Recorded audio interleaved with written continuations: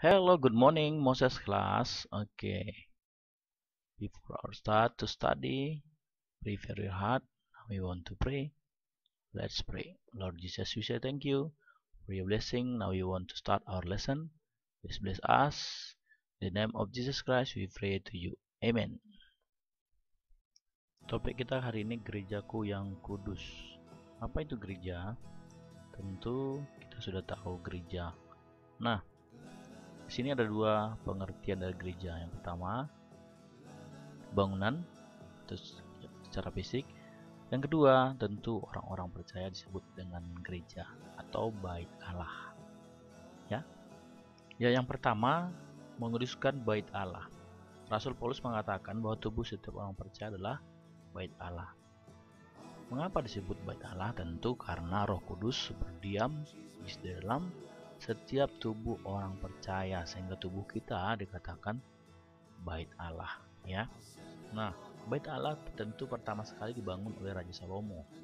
Nah, itu Tuhan yang menganjurkan atau memerintahkan membangunnya. Kita lihat di sini ada ukurannya yang Tuhan anjurkan.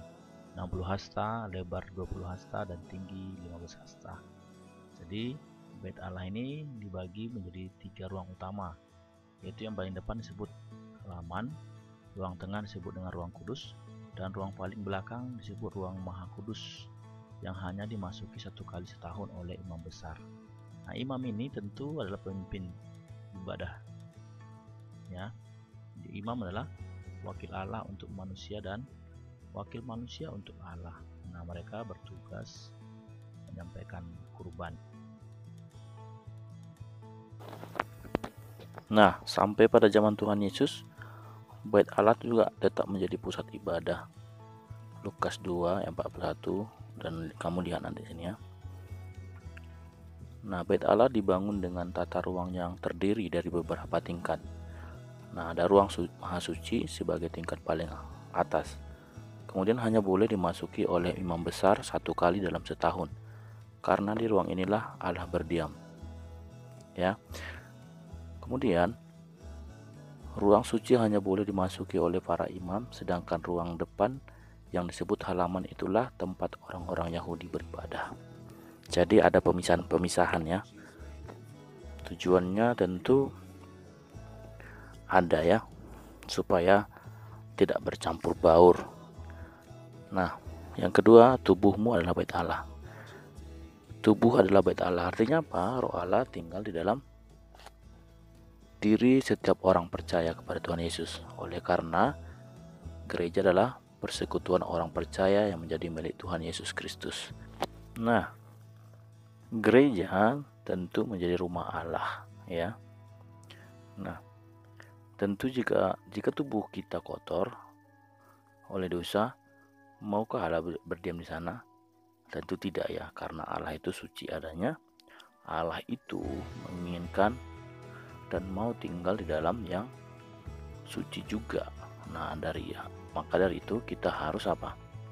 Kita harus menjaganya. Kita jaga tubuh kita bersih, supaya apa? Tentu supaya roh Allah mau tinggal dalam diri kita dan memimpin kehidupan rohani kita. Tentunya dia juga apa? Menghibur, menguatkan kita, membimbing kita, dan menegur kita ketika kita melakukan kesalahan.